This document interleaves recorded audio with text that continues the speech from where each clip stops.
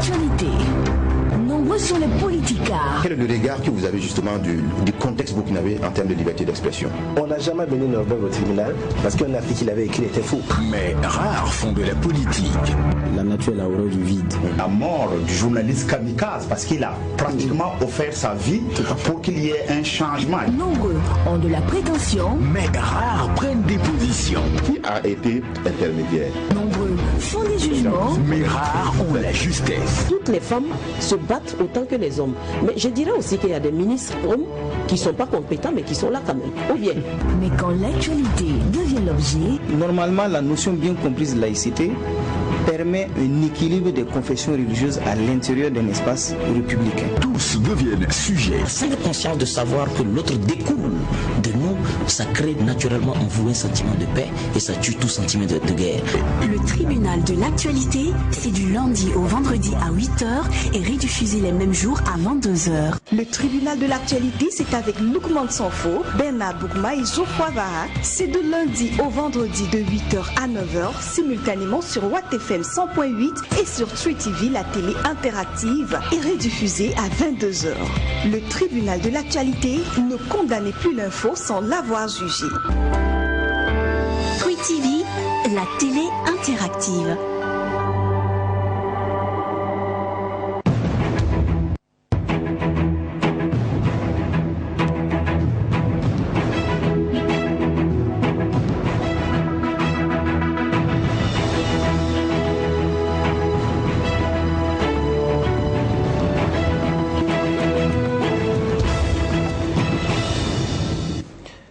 Mesdames et messieurs, bonjour et bienvenue au tribunal de l'actualité. Le grand sage chinois Lao Tse a dit ceci: quand on a réglé un grand différend, il reste toujours quelques griefs et la paix ne peut être rétablie que par la bonté. Tout ne se résume pas à la technique ou à une argumentation affûtée. Il faut garder une posture bienveillante envers ceux qui gardent des aigreurs à l'estomac et rechassent une certaine injustice après avoir été poussés à agir contre leurs intérêts. Bonne méditation en cette journée du 26 juillet 2019 et bienvenue au tribunal de l'actualité. Nous sommes vendredi, donc la dernière convocation de la semaine de votre émission. Bienvenue à tous et à toutes. Je suis Lukman Sanfo, le président du tribunal, le juge au siège, Bernard Bougma, Geoffroy Vaha. Bonjour. Bonjour président Sanfo, bonjour juge Vaha, bonjour madame, messieurs. Bonjour juge Bougma, bonjour président, bonjour auditeurs et téléspectateurs. Vous faites office de juge au siège à cette émission du tribunal de l'actualité. Bonjour également à toute l'équipe de réalisation, à la radio et à la télé. Merci de votre fidélité, mesdames, messieurs. Ce matin, on s'intéresse à nouveau aux conclusions du dialogue politique initié par le chef de l'État burkinabé, Roch Marc Christian Kaboré. Vous savez qu'il y a eu consensus entre les représentants des partis de la majorité présidentielle et ceux de l'opposition invités donc à ce dialogue. Élections couplées de 2020, crise sécuritaire et intercommunautaire, réconciliation nationale et relance économique, la quasi-totalité des points donc ont trouvé un consensus. Néanmoins, certains analystes s'interrogent sur l'enjeu réel de ce consensus, et puisque nous sommes aussi dans la dynamique de mieux comprendre de part et d'autre les positions des uns et des autres, alors, et nous avons reçu la dernière fois à cette tribune le chef de file de l'opposition politique, M. Zéphérine Diabré, est venu expliquer sa part de compromis. Ce matin, c'est au tour de la majorité présidentielle de faire en tout cas le point de sa participation à ce dialogue. Et c'est M. Simon Compaoré, président par intérim du Mouvement du Peuple pour le Progrès, MPP, parlant au nom de l'Alliance des partis de la majorité présidentielle, la PMP, qui répond à nos questions ce matin. Monsieur le ministre, bonjour. Bonjour. Merci de répondre à notre convocation. Merci. Mesdames, Messieurs, vous connaissez les principes de l'émission. Avant-propos pour commencer.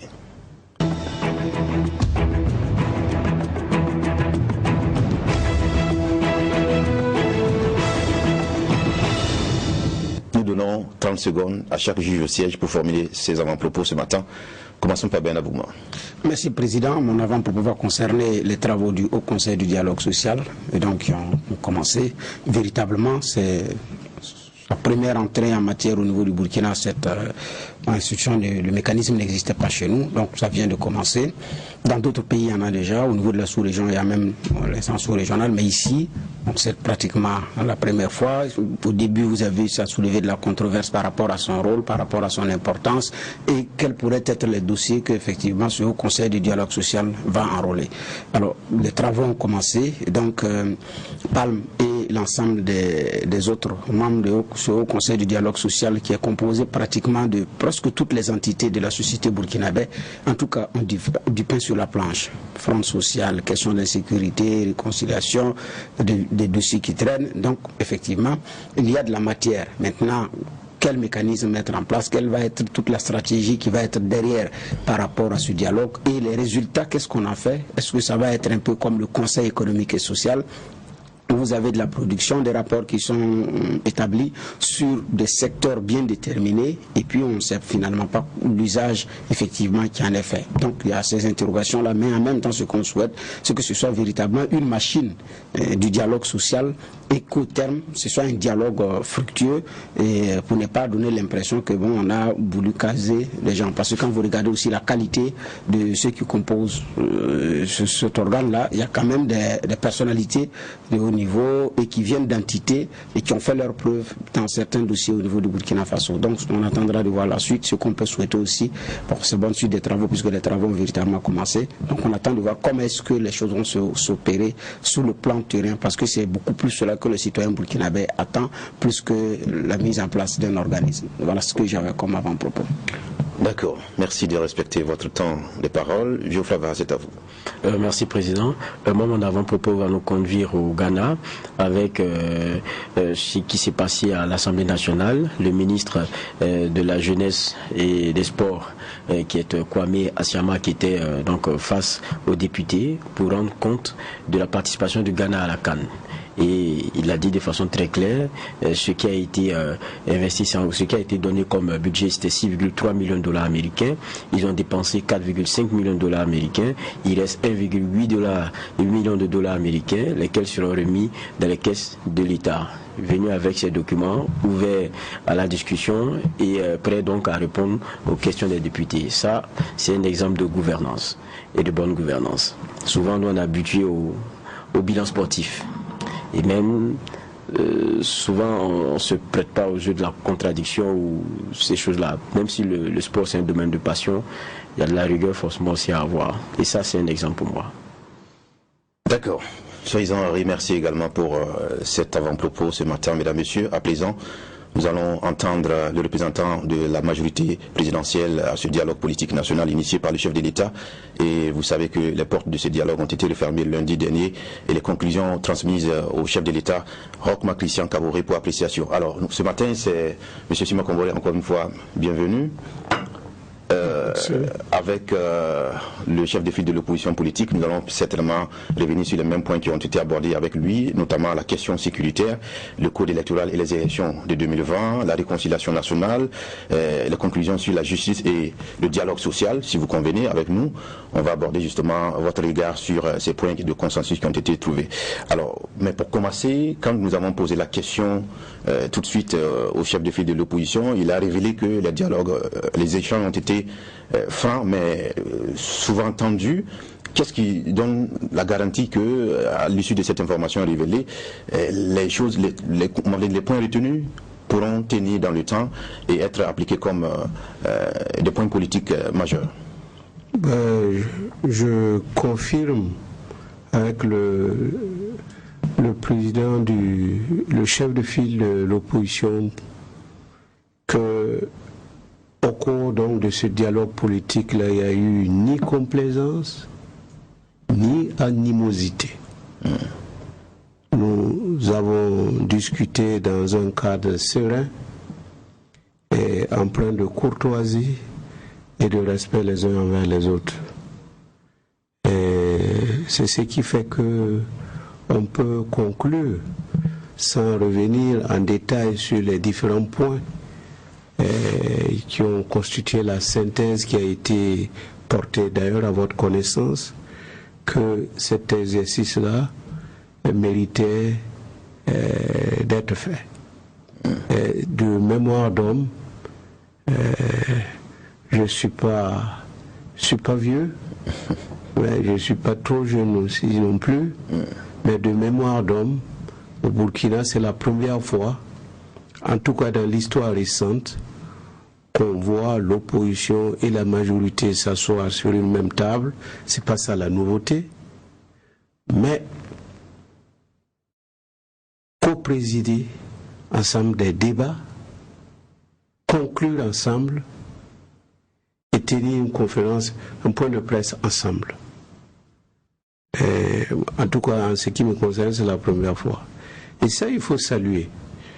C'est un tournant nouveau qui montre une seule chose.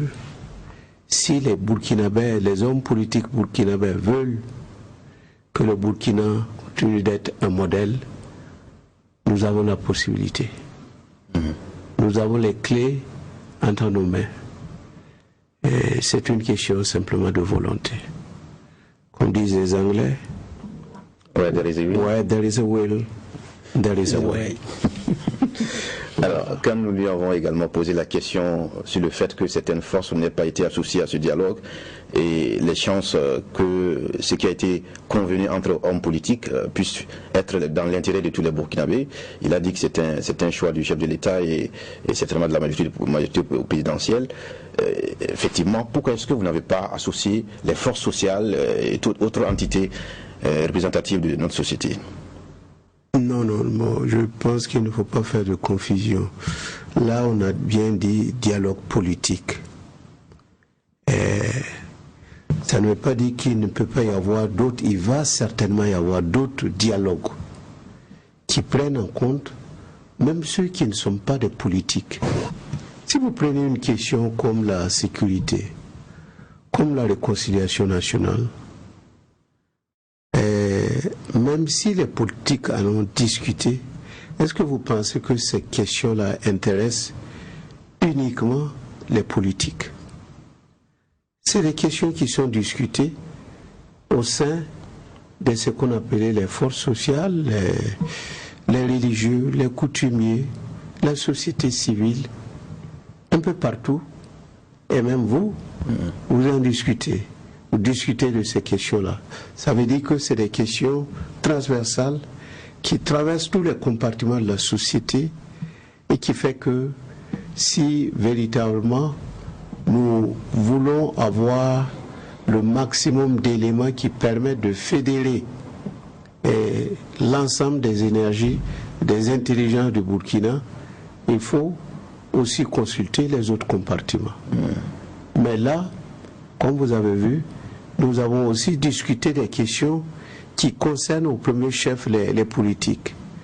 Jusque-là, en tout cas dans la grande majorité, ceux qui participent aux élections, les organisations politiques qui participent aux élections, c'est quand même des partis politiques, que ce soit aux législatives, aux présidentielles, et même, on peut dire, les présidentielles, c'est des candidats qui appartiennent à des formations politiques ou à des regroupements de partis de formation politique. Sauf que le dialogue n'a pas été que sur des questions d'organisation d'élections. Oui, non, mais je vais vous dire que c'est pas parce qu'on a discuté des questions ayant trait à la réconciliation nationale ou à la question sur les questions de sécurité que nous avons fait table rase des apports nécessaires d'autres compartiments de la société. Mais j'ai dit, c'est parce que nous n'avons pas fait que discuter des questions qui ont trait à des questions qui intéressent d'autres compartiments de la société. Nous avons discuté aussi des questions qui nous concernent au premier chef, notamment les questions électorales, le calendrier électoral, le code électoral. Et donc, je crois qu'il faut s'en féliciter. Parce que quand il y a eu des passe-droits à l'Assemblée nationale sur le code électoral, je me souviens, c'est bien les députés qui ont été élus sur la liste des partis politiques, en tout cas dans leur grande majorité, qui ont eu à discuter et à voter ce code-là. Et donc, il est tout à fait raisonnable de constater et même agréable de constater que ce sont des partis politiques de l'opposition, de la majorité, qui se sont retrouvés et qui sont revenus sur certains aspects sur lesquels ils ne s'étaient pas entendus lorsque nous votions, donc lorsque les députés votaient le code électoral. Donc, moi je pense que c'est une très bonne chose. Et dans tous les cas, quand on parle de discussion, on ne peut pas amener tout le monde autour de la table. Oui, évidemment, on ne va pas faire un débat, mais c'est à croire que si les hommes politiques s'accordent, toute la population va suivre, alors que ce n'est pas forcément le cas, monsieur le ministre. Non, mais je vous dis là, quels sont ceux qui posent problème aujourd'hui là, au Burkina? Quand il y a des joutes oratoires, c'est pas le prêtre qui est allé à l'église, ni le pasteur qui est au temple, ni l'imam qui est à la mosquée, qui sont véritablement les problèmes. C'est entre nous politiques d'abord. Et donc, notre rôle est important dans la pacification de la cité. Parce que si nous décidons, c'est nous qui allons vers les populations pour demander qu'ils votent nos listes. Donc, en définitive, cet exercice avait pour but d'aplanir les tensions entre gouvernement et opposition, ou sinon la majorité opposition. Mais oui, mais si on veut aller, je prends seulement un exemple, si on veut aller vers des consultations importantes, qui commandent la vie de la nation, on est obligé de se parler. En tout cas, les principaux acteurs, on est obligé de se parler et d'essayer de nous comprendre. Alors, je pense qu'il y a souvent des erreurs. Les gens pensent que quand on dit opposition, majorité, c'est vraiment chacun sort avec sa hache. Non, c'est pas ça la politique. La politique, c'est une confrontation d'idées. Et puis, on essaie de faire des concessions. Parce que c'est ça aussi, entre personnes, des gens normaux, j'allais dire, si vous me permettez l'expression, ben, on est obligé de discuter et de faire des concessions mutuelles, de trouver un juste milieu qui permette effectivement à ce que la gestion puisse se faire, à ce que la cité puisse être pacifiée. Voilà, je pense que c'est ça. Hein. Et il faut s'en féliciter. D'accord. Le chef de file de l'opposition a salué l'esprit de concession de la majorité. Effectivement, l'opposition s'en félicite parce que vous avez concédé beaucoup de points. Au point où on a l'impression que véritablement la majorité a reculé sur beaucoup de points sur le plan politique. On prend le code électoral, les calendriers de vote et tout. Alors, finalement, l'opposition a consolidé quoi? Non, je pense que ce n'est pas comme ça qu'il faut poser les problèmes. C'est pas un problème, c'est une question. Non, nous sommes, mais quand vous présentez ce qui s'est passé au niveau du dialogue politique de cette façon-là, bon, avec tout l'estime que j'ai pour vous, c'est un peu biaisé. Parce qu'il y a eu la bonne compréhension de part et d'autre. Nous nous sommes retrouvés, c'est pas pour ressortir bredouille. C'est parce que nous avions la conviction qu'en nous rencontrant, nous pouvons effectivement faire des pas dans l'intérêt de notre peuple. Et c'est ce qui a guidé les discussions au niveau de ce dialogue politique. Donc, chacun a essayé de mettre un peu de l'eau dans son vin pour que ça soit buvable. Voilà, c'est tout. Alors, en ce qui nous concerne, la majorité, bon, nous avons... pour ce qui est donc des bureaux de vote pour des Burkinabés de l'extérieur, le vote des Burkinabés de l'extérieur, nous avons convenu qu'en dépit du fait que dans le code actuel, le code électoral actuel, il est dit que les bureaux de vote doivent être installés dans l'enceinte donc de l'ambassade ou du consulat général s'il y en a. Nous avons accepté faire cette concession-là, ce bout de phrase qui dit que, et en tout autre lieu, avec l'accord des autorités du pays d'accueil. Bon, ça c'est une concession que nous avons faite, et je pense que l'important c'est de savoir que lorsque nous nous opposions, c'est parce que il y a beaucoup de paramètres dans l'élection des Burkinabés de l'extérieur. Bon, parce que vous organisez les élections dans un pays qui n'est pas le vôtre. vous avez besoin de la sécurité. Même ici au Burkina, on n'ouvre pas un bureau de vote tant qu'on n'est pas à même d'envoyer soit des policiers ou des gendarmes ou même des militaires pour assurer la sécurité. Tout peut arriver. Et à l'extérieur, c'est pareil.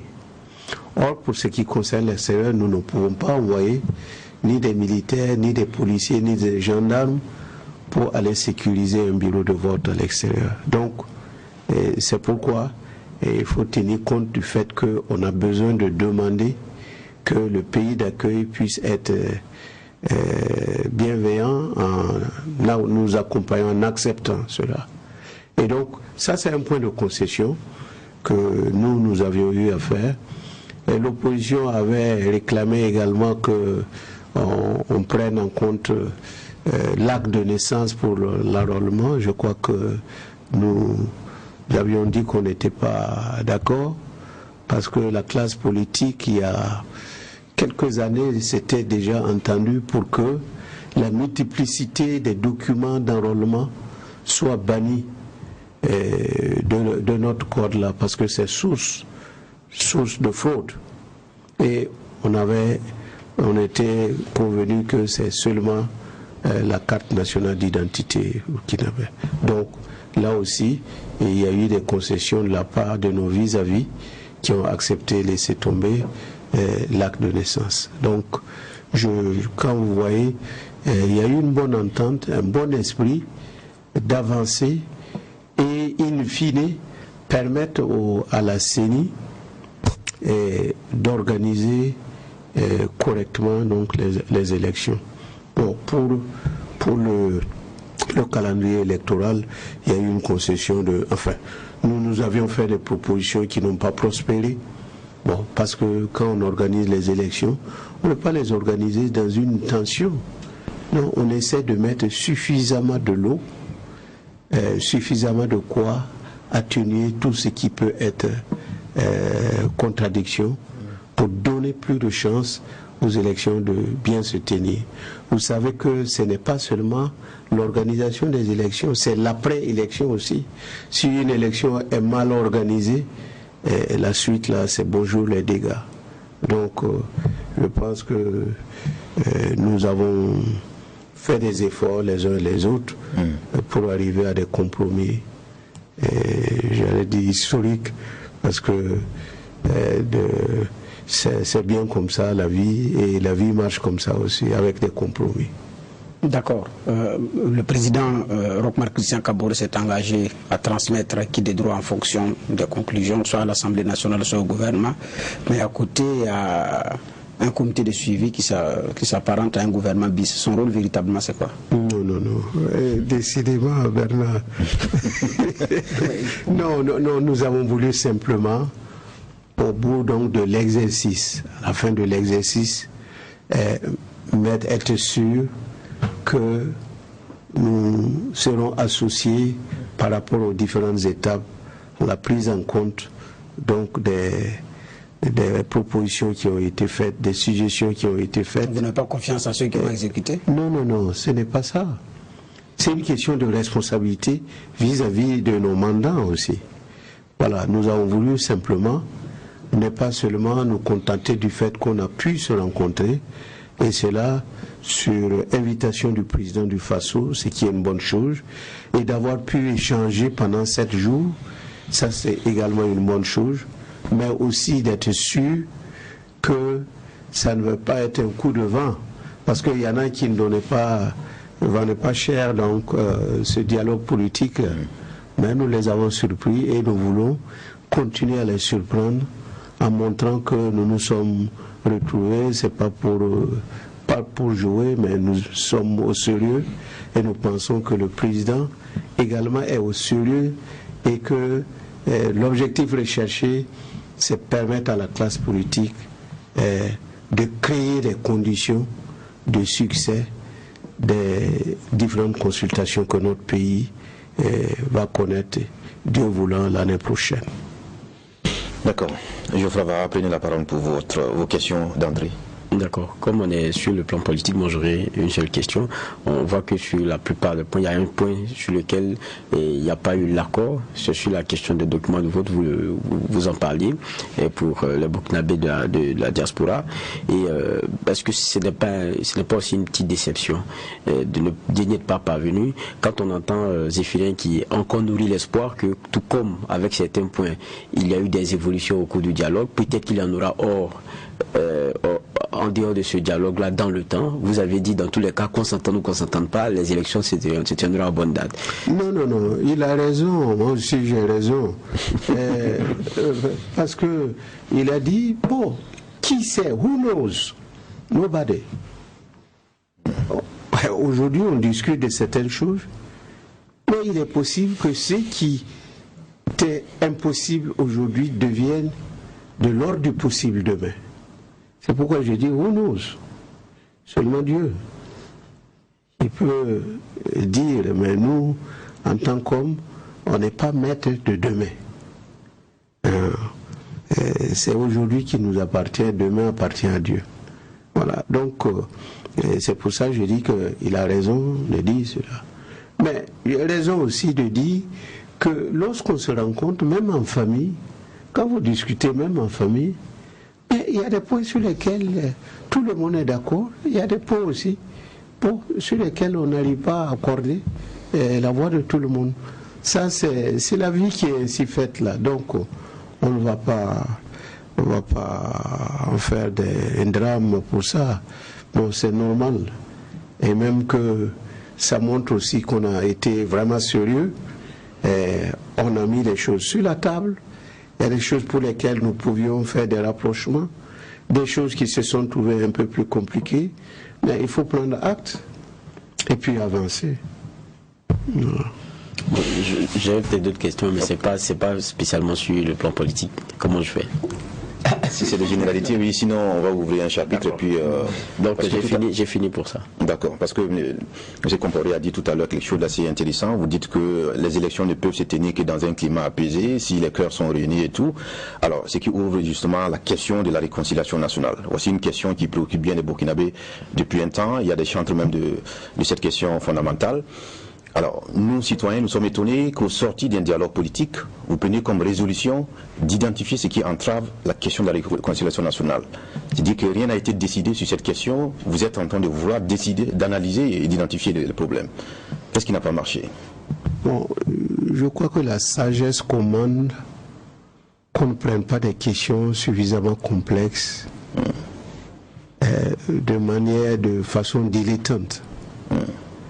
Si la réconciliation était une chose aisée et extrêmement banale, ça se serait fait depuis. C'est que il est facile de demander, comme mon voisin d'en face, qu'il a quitté le Burkina, qu'il revienne, mais il est tout aussi nécessaire de regarder les différents aspects donc, de la question. Quand vous traitez de manière légère, là, vous pouvez être surpris tout au long de la mise en œuvre de la décision que vous allez prendre. Et donc, c'est pour ça des questions aussi complexes, parce que l'histoire nous a montré aussi que c'est des questions qu'il faut mûrir beaucoup.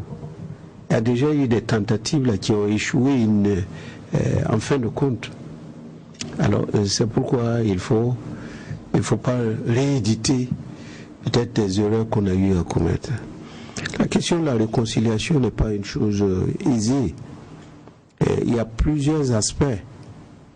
Et parce qu'il y a plusieurs aspects, et parce que tout le monde y a intérêt, il faut pouvoir permettre à chacun de dire quelle est sa conception. Et c'est quand chacun va pouvoir dire comment il voit la question de la réconciliation qu'on peut essayer chacun de pousser, de bouger et que nous puissions trouver le plus petit dénominateur commun qui nous permette d'acter. À ce moment-là, quand vous prenez des mesures, ces mesures-là peuvent avoir leur portée. Mais quand c'est des coups de vent comme ça, on va faire comme ce qu'on avait fait par le passé. Mais quelles étaient les positions qui étaient exprimées à ce dialogue sur cette question fondamentale? Nous avons dit tout le monde, personne de bon sens ne peut dire que la réconciliation nationale est une mauvaise chose. Là n'est pas le débat. Mais comment on l'a fait? Comment on la conçoit, la réconciliation, et comment on l'opérationnalise? C'est là toute la difficulté. Et comme vous avez dit, chacun a sa façon de voir la réconciliation. Bon, et c'est parce que chacun a sa façon de voir et qu'il faut effectivement prendre le temps qu'il faut pour rapprocher les points de vue. Voilà, c'est tout. Mais quand on lit un peu les recommandations, moi je reste un peu sur la question du président. Elle est très intéressante. On voit qu'on est toujours encore assez vague. On voit que sur ces questions, les attentes de la population, elles sont grandes, ça c'est clair. Et quand le CFOP et la majorité s'asseyent autour du même table pendant des heures et des heures, c'est pour prendre des propositions dans lesquelles on peut regarder. Et quand on relit ça, voilà les recommandations. Identifier les difficultés qui entravent l'unité nationale, analyser les causes de l'incivisme, mettre fin à toutes les formes de favoritisme, redistribuer de manière équitable les richesses nationales, mettre fin à l'impunité, impliquer l'ensemble des acteurs de la classe politique, indemniser les victimes de l'insurrection, lutter contre la stigmatisation. Bon, ça... je disais que Bernard, moi et le président, on peut s'asseoir en 3 heures, on va écrire ça, parce que c'est des recommandations. Maintenant, quand vous faites des heures, c'est ça qu'on sort. Je dis, quand on fait des heures et que c'est ça qu'on nous sort, il y a beaucoup qui restent sur les faits et ça, c'est légitime. Oui, mais c'est facile de vous répondre sur cette question-là. Nous avons dit que cette rencontre-là, ce dialogue politique-là n'épuise pas le débat sur ces questions bien précises concernant la réconciliation nationale ou la sécurité, l'insécurité, les problèmes d'insécurité. Il y a beaucoup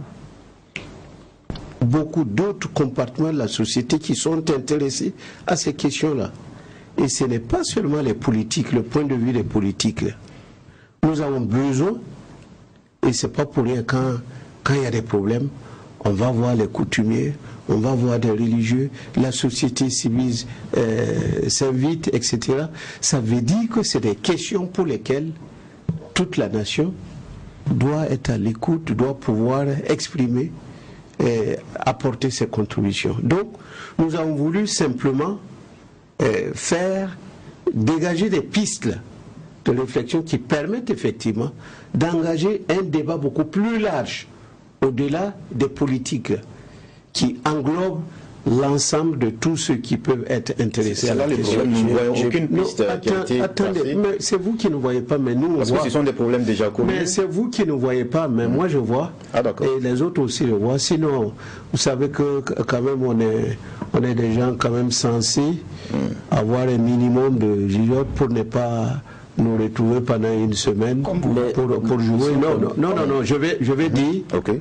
Je vais dire, vous savez, chacun parle sur ces questions-là à travers vos organes, à la télé, à la radio, dans les journaux. Mais nous n'avons jamais eu l'occasion de nous asseoir autour d'une même table pour échanger sur ces questions-là. Nous avons confronté le point de vue. Si vous prenez par exemple le point qui fait des gorges chaudes, là, parce que in fine, bon, il faut dire que c'est ça. Sinon, il y a 2 problèmes qui sont posés dans cette affaire-là. C'est la question des gens qui ont été traumatisés, qui ont eu des parents décédés dans les différentes manifestations-là, ou des blessés, ils sont blessés, c'est à vie, voilà, et qui estiment aujourd'hui que leur cœur n'est pas apaisé parce qu'on n'a pas fait droit au droit. Et il y en a aussi qui disent là, il y a eu des problèmes. Bon, il y a des Burkinabés qui ont été amenés à partir ailleurs, même si on ne les a pas dit de partir. Bon, c'est des conditions qui faisaient en sorte qu'ils étaient obligés donc de partir. Mais, et on dit, bon, il faut faire revenir ces gens. tout est bien. Mais comme je vous ai dit, alors il faut que la rencontre là nous a permis de savoir que ceux qui disent de venir et ceux qui disent attention, chacun a sa raison. Et c'est pourquoi il faut prendre le temps, donner du temps au temps. Parce que, je vous dis là, il y en a qui sont revenus, il n'y a pas eu de problème. Il n'y a pas eu de problème. Mais est-ce que vous pouvez me jurer que si des dispositions ne sont pas prises, si nous ne travaillons pas à réunir les conditions nécessaires, là, ça peut être pareil pour tout le monde? Si vous me dites non, Simon, tu racontes des histoires, je vais vous dire, vous n'êtes pas sérieux. Parce que les questions ne se traitent pas de la même manière et de façon légère. Là. Et pourquoi on n'a pas proposé des solutions concrètes à cette question précise? Non, mais nous avons discuté, ce n'est pas tout qu'on met dans le truc. Nous avons dit, étant donné que c'est une question extrêmement importante, qui a d'autres connotations, et même nous avons besoin, pas seulement des actions ici, mais des actions d'ailleurs, c'est beaucoup plus compliqué. Et donc, il faut travailler à la maturation donc, des éléments qui vont nous permettre effectivement sur cette question d'harmoniser nos points de vue et maintenant d'agir. Peut-être qu'on ne précise pas bien ce que nous pensons. Pour moi, c'est que sur certaines questions, lorsqu'on dit, par exemple, il faut revoir, j'ai cité les points tout à l'heure, et mettre fin à l'impunité, la question de la rédition, mettre fin aux formes de favoritisme, ces choses-là, c'est ce à quoi on veut aboutir. Maintenant, comment? Quelle est la contribution, notamment, de cette majorité et de cette opposition sur ces questions? C'est ce qu'on n'a pas entendu. Quand on voit sur la question, c'est pas vrai. Si je prends le cas de la stigmatisation, par exemple, des ethnies, c'est clair. On dit mettre fin à la stigmatisation des ethnies, mais derrière, il y a une proposition en dirigeant un délit. Un délit, exactement. Quand vous dites en dirigeant un délit, ça c'est du concret. Si vous dites mettre fin à la stigmatisation des ethnies et on passe à un autre point, on ne voit pas comment. Non, nous avons discuté de la justice. Non, attendez. Non, mais moi j'étais là-bas, je suis à même de dire ce qui s'est passé. Non, on n'a pas été lapidaire. Si vous faites comme ça veut dire finalement qu'on a été tous légers. Ah non, je ne pense pas qu'on puisse Non, vous avez tort sur toutes les lignes. Ah bon? Alors vous avez tort sur toutes les lignes. Sinon, si on devait devenir tout le monde, et l'opposition, et la majorité, tous des oiseaux qui se sont réunis pendant cette semaine. Non, c'est une façon de... Je sais que vous nous respectez, et nous vous respectons également. Non, je vais dire que nous avons beaucoup discuté sur la justice. Même si tout n'est pas ressorti ici. Et nous avons déploré la lenteur sur certains dossiers et nous avons fait une recommandation sur ce point-là. Ça trait à ce que vous venez de dire là. Quand on parle de corruption ou de ceci et cela, nous avons beaucoup discuté et nous avons estimé que les instruments là, au niveau de la justice là, il y a également des problèmes qu'il faut résoudre. C'est pourquoi d'ailleurs on a proposé qu'on réalise le pacte national sur la justice. Pour le renouveau de la justice. Pour le renouveau de la justice. Voilà, parce que il y a des points qui coincent, qui fait que les attentes des uns et des autres et de la population de façon générale n'est pas au rendez-vous. Ces attentes-là ne sont pas. On n'est pas satisfait de la vitesse avec laquelle les décisions sont rendues.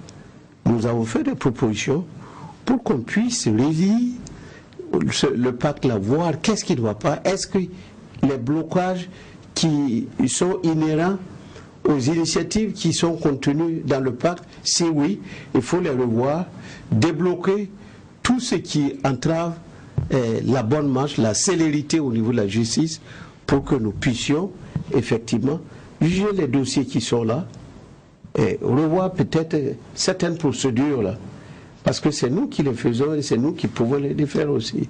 Alors, c'est pourquoi j'ai dit que si vous réalisez tout ce qui a été proposé au niveau de la justice, là, vous aurez les réponses aux questions que vous venez de poser tout à l'heure. D'accord. Alors, Président, on poursuit sur ce même point. Oui, allez-y. D'accord. Effectivement, par rapport à la réconciliation nationale, les attentes sont nombreuses. Effectivement, vous avez dit parler de la lenteur de la justice parce que le dossier de l'insurrection, on n'en parle pratiquement pas, alors que là aussi, il y a des attentes qui sont fortes. Donc, en fait, c'est parce que on a l'impression que sur ce chapitre-là, il n'y a pas eu suffisamment de précision. C'est pourquoi les uns et les autres insistent. Ici, vous avez dit que nous ne voyons pas, mais vous voyez. Nous avons besoin que vous nous montrez. Non, mais c'est clair, là. Vous avez vu les efforts qui sont faits. Rien que le coup d'État. Je prends simplement le coup d'État. Ça fait combien d'années? C'est maintenant, on entre dans la 2e année. Là. Hein? Ça veut dire, effectivement, que nous avons de sérieux problèmes. La manière dont nous sommes entrés dans ce carcan-là, qui nous impose de suivre des procédures qui, si elles ne sont pas suivies, rendent en tâche de nullité tout ce qui peut sortir. C'est la procédure qui en partie fait coïncider. Non, je dis les procédures, vous avez vu. Les différents blocages, parce qu'il y a des procédures qui n'ont pas été suivies ou des procédures qui n'ont pas été respectées, etc., etc. On en est à presque 2 ans. Alors, on va entamer l'autre aspect avec le conseil, la structure que le député Mathieu préside là. Le Haut Conseil du dialogue social. Non, pas le Haut. La Haute Cour de justice. La Haute Cour de justice. Vous voyez, c'est une autre paire de manches.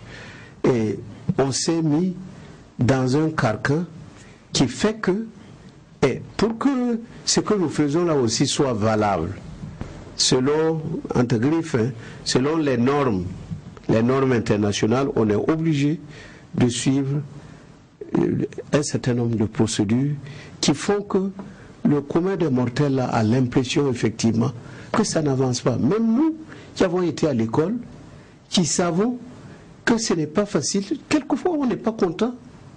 On estime qu'il y a trop de blocages, il y a trop de procédures qui finalement finit par rendre un peu les gens un peu, les mettre dans des situations bizarres, et ils pensent même que finalement c'est la volonté des gouvernants de ne pas avancer.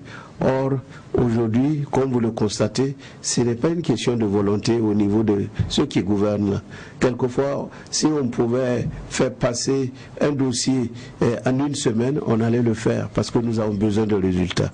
Malheureusement, c'est les procédures, la façon d'aller chercher l'information, de la traiter, l'information judiciaire, la traiter, et c'est ça qui obéit à des normes qui fait que le commun des mortels trouve que rien n'avance.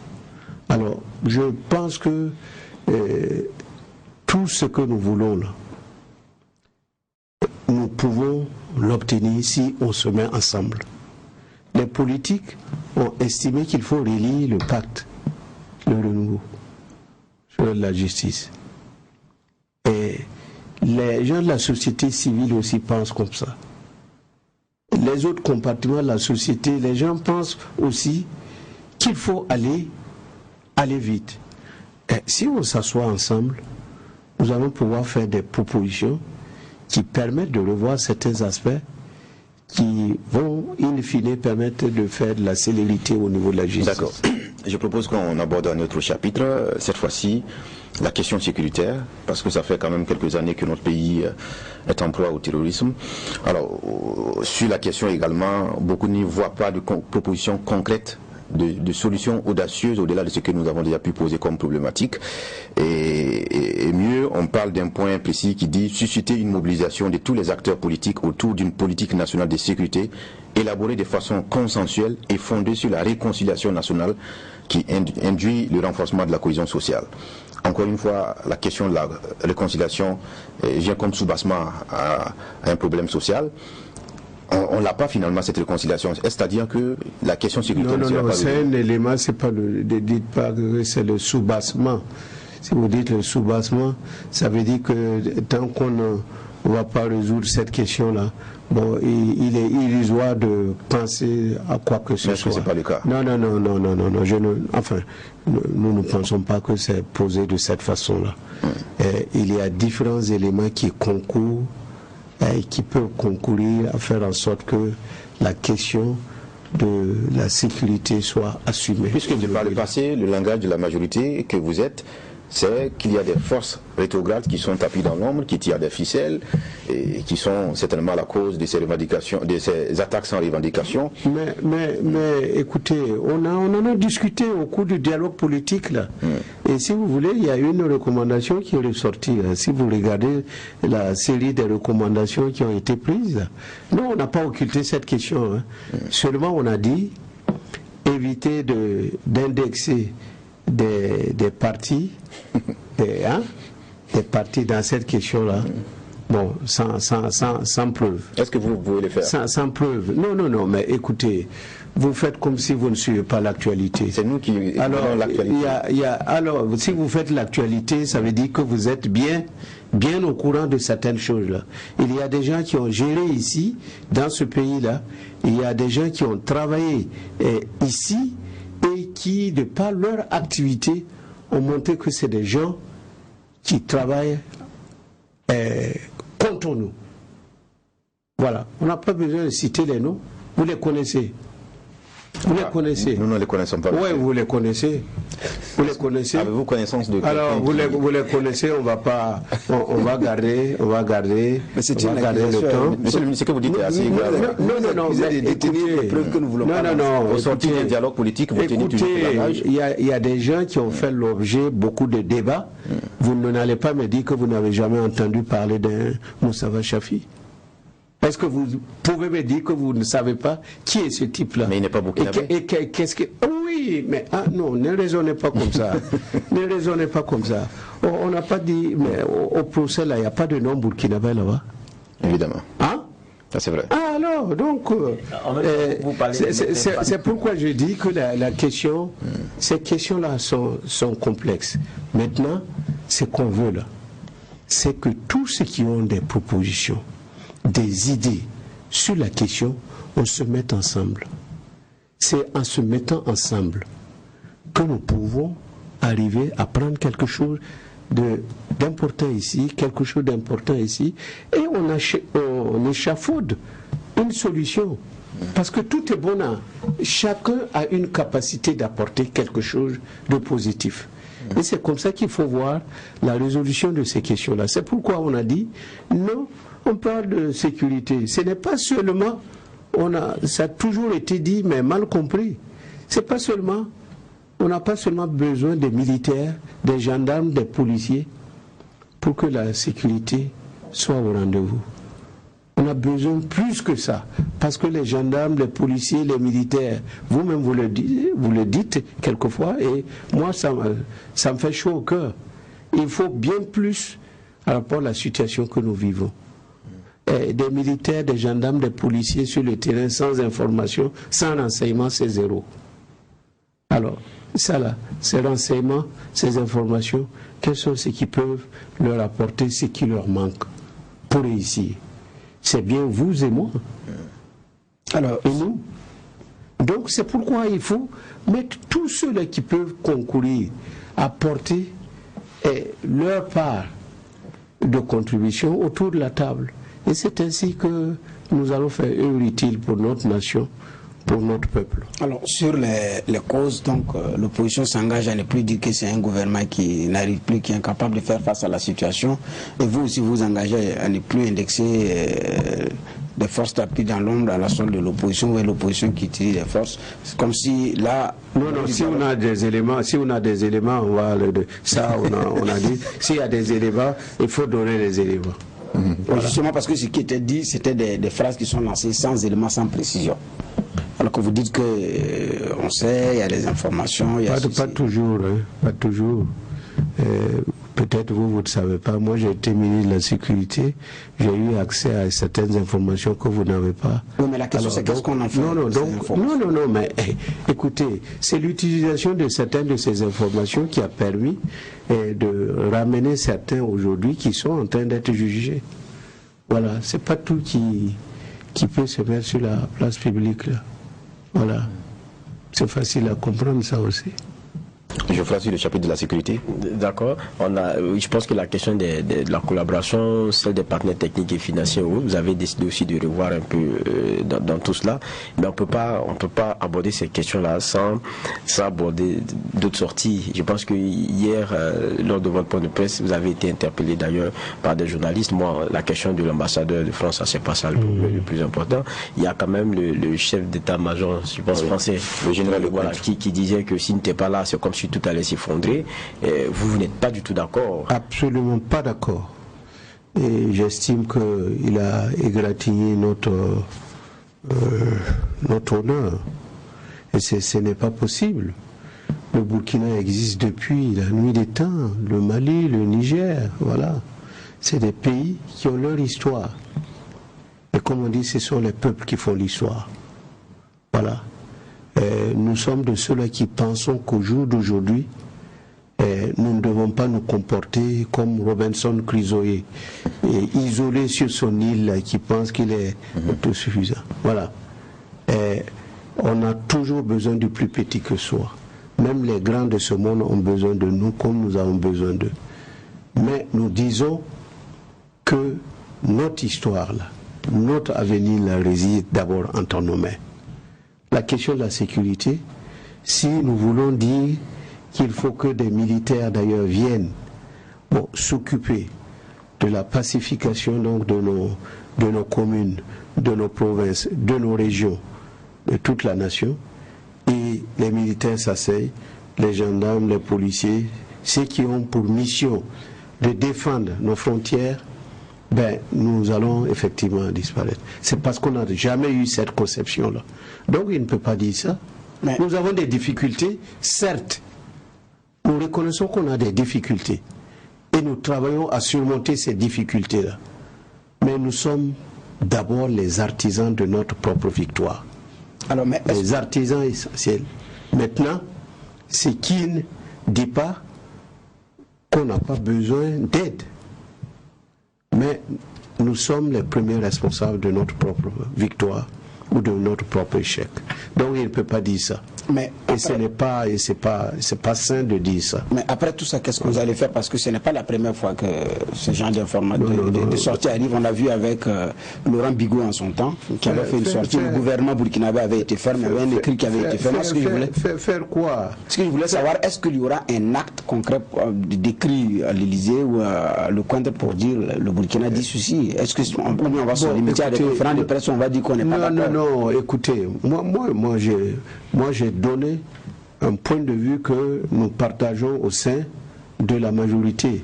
Il y a un gouvernement, il y a d'autres institutions. Moi, je ne suis pas le gouvernement. Je ne suis pas le... D'ailleurs, si vous avez écouté le Premier ministre aussi, de façon diplomatique, il a donné notre position, qui est claire. Et ceux qui sont intelligents, ils ont compris ce que ça veut dire.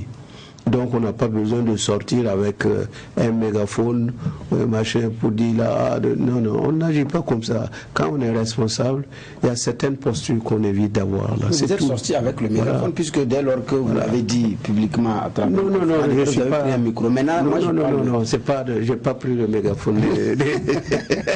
j'ai donné un point de vue qui est basé sur le fait que nous sommes un État indépendant. Voilà, nous l'avons acquis notre indépendance en 1960 et nous sommes jaloux de cette indépendance-là. Vous rigolez, mais c'est ça.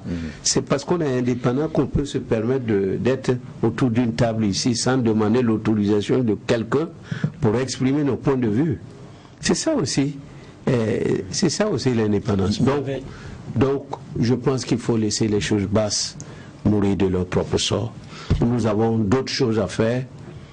C'est de nous organiser sur le terrain, c'est d'appuyer nos combattants qui sont sur le terrain, qui, chaque jour que Dieu fait, essaient de lutter pour protéger les populations.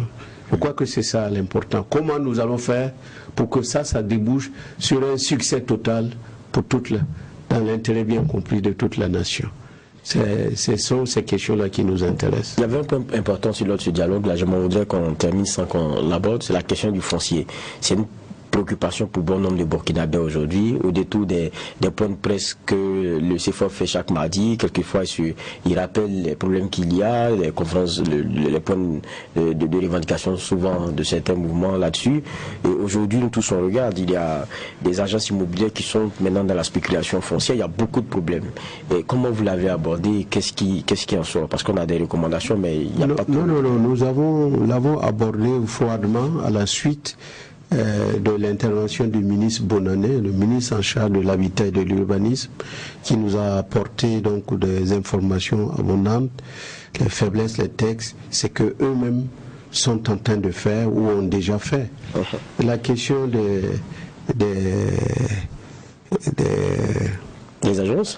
agences immobilières, il y a des mesures qui sont en train d'être prises là pour les réduire à leur portion congrue. Écarter tous ceux qui ont pensé que c'était un major et qui ont sauté dedans et qui font tout sauf de ce qu'on pouvait attendre d'eux. Donc il y a des mesures concrètes pour réduire le nombre donc, de ces agences-là sur la base de critères bien précis. Et donc l'entonnoir va être réduite à sa dimension, sa plus petite dimension, pour permettre à tous ceux-là qui ne pourront pas passer là-bas d'être recalés. Ça c'est un. De deux, ceux-là qui ne répondent pas, même si vous passez et vous ne répondez pas à l'attente de l'administration, on ne va plus vous permettre de faire c'est pas un business pour un business. C'est du business qui permet de résoudre des problèmes des populations. Et si ça c'est pas fait, on ne va pas dilapider notre patrimoine foncier. Donc là, il y a des mesures concrètes qui sont prises par le ministère et certaines de ces mesures-là même doivent aller en conseil des ministres.